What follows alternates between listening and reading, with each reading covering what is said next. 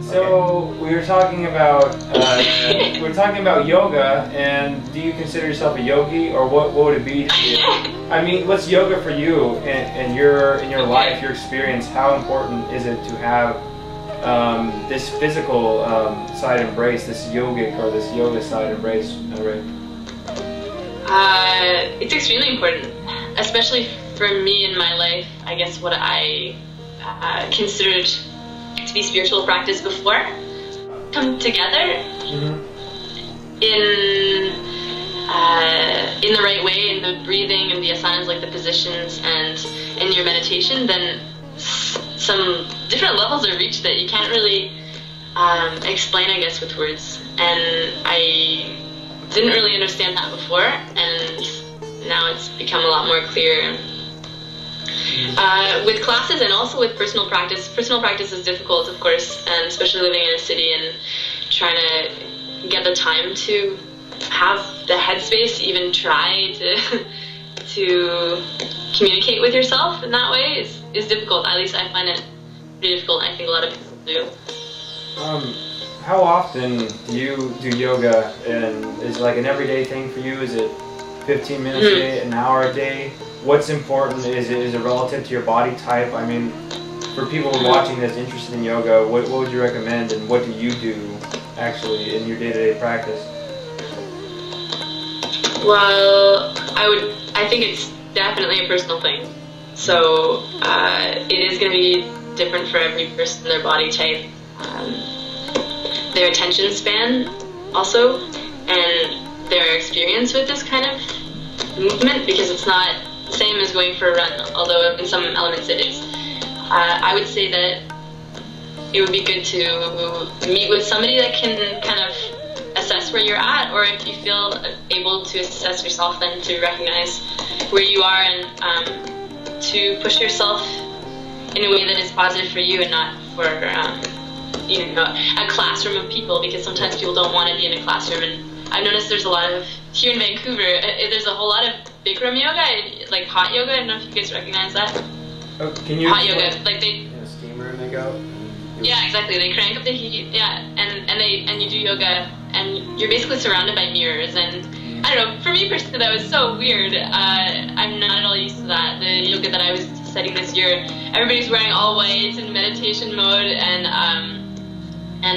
freaking turbans and stuff. Like, it was totally different. So I guess it's kind of the way things go when it comes to the Western world. It seems like it gets a little tainted by whatever issues we're dealing with right now. So clearly this is on people's minds. They want to be very physically attractive, and that tends to be where that, this, what I would consider to be a spiritual practice, goes along to being more about your great abs or something, which isn't something that would take away from your spiritual practice. It's just, if that's your only reason, then there's something missing, Right. Well, it seems like with yoga or with any Eastern spiritual tradition, it's like we in the West have sort of just like exported what we find to be the essential elements, right? And yeah. It's sort of been detached from its original traditional context. Yeah. So I think you're right. There's a little bit of this like consumer culture mixed into the way that spirituality is packaged in the United States and Canada.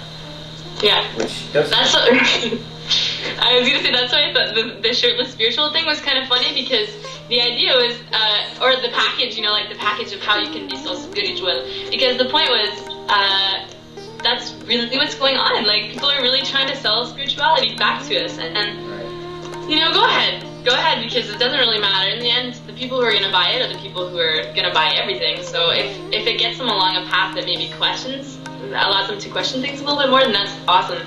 If they're reading books like Eckhart Tolle or whatever, Tolle or whatever you say, then that's good. Maybe it'll kind of get through some layers, and I'm happy about that. And it's, I guess, in a way, it has to kind of go through mass media to get to the people who really needed it, and I really needed it. I really needed to learn yoga and be touched by that, and it took everybody else doing it too for me to catch on. Right. May not have.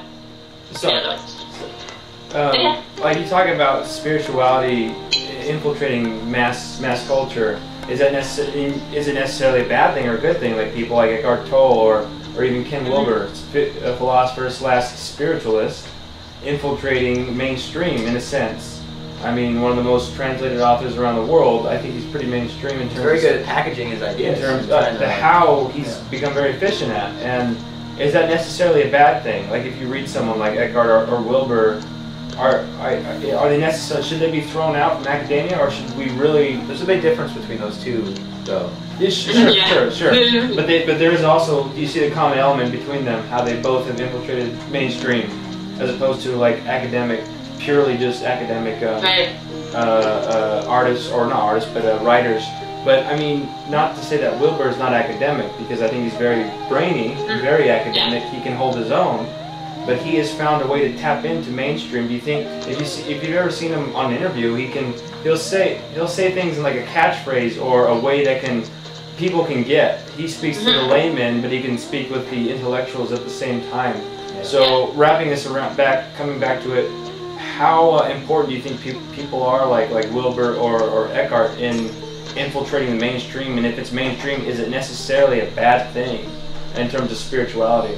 Yeah, I don't think so at all. I think it doesn't have to be a bad thing. I think it's almost mainstream to think mainstream is bad or something. You know, it's like it's in the way we feel right now about the media is a bit like we don't know who to trust, right? Sure. And we still go through that, and I still go through that with all this stuff with Ken Wilber and Eckhart Tolle, and I think it's a really good thing that they're so popular. I think that the fact that people are thinking about it is really important. And yeah, like I said before, you know, as it spreads wider, then the people who are going to really grasp onto it and grow with it will get to, you know? Yeah. Otherwise, it's much harder. I mean, for example, this yoga that I just studied this year was considered a Raj yoga, so only for kings, basically. And so that would be passed down through a lineage, a very specific lineage, and you would never get to know about it. So us, we're here in our little northern towns, you know, we're pretty isolated in a sense from a lot of this information if we didn't have this explosion of internet and of spiritual teachers that are going out there. I mean, I think that there's a lot of, because spiritual teacher for me has a lot of connotations that I don't know if everybody has the same feelings towards it, and I feel like there's a lot of people going out there with ideas and wanting to press them upon people and making up their own reality, which is what we always do anyway, but when you do it in a spiritual way and you kind of manipulate people, that's intimidating to me. I guess that's maybe just one of my fears. It's not even necessarily happening in reality, but... So maybe we could explore, you know, the specific form of yoga that you've studied, Raj Yoga or Royal Yoga, right? Yoga for kings.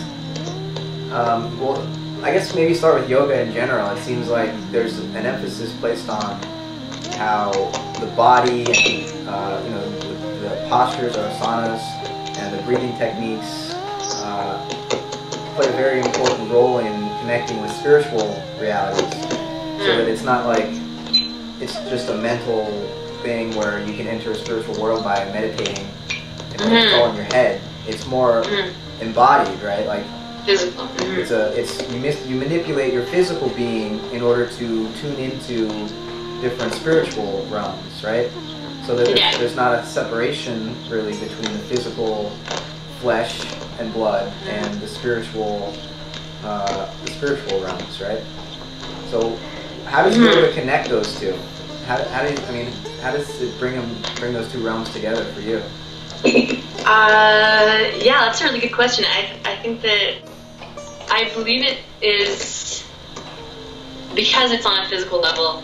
We have to kind of, it's like homeopathy, you know, like heals like, you know, so if you're going to be working with your physical body, you have to work on elevating that from a physical level. So